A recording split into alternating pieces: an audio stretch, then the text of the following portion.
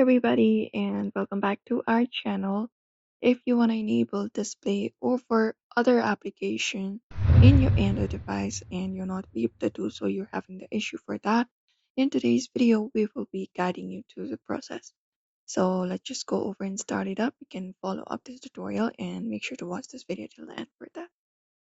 You can access your phone's settings for that. Open it up, and once you access your phone settings, you may scroll through the given options and head over and find the option for apps or notifications, and tap on it. Once you tap on it here, you can go over and look out for the three dot in the top right corner of your screen and tap on it. After you tap on it, you can go over to the option called special access. So tap on it. And once you tap on it here, you'll be finding different special access settings available on your screen. If you want to enable, you need to look out for this option called picture in picture or display over other applications. So once you find it up, you can just go over and tap on that option.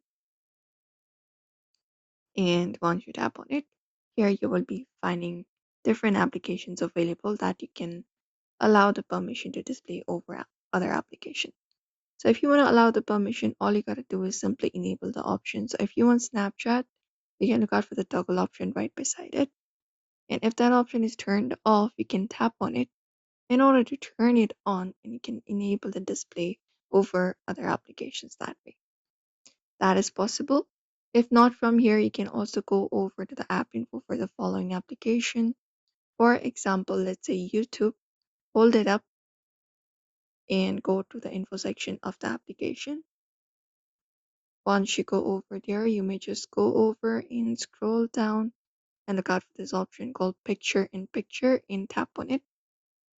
After that, just go over and enable this option that will allow the window to open while other application is open or after you leave it. And that is it. So therefore, you may follow up this method if you would like to enable display over other application on your device. So do not forget to give this video a like and also subscribe for more tips and tutorials.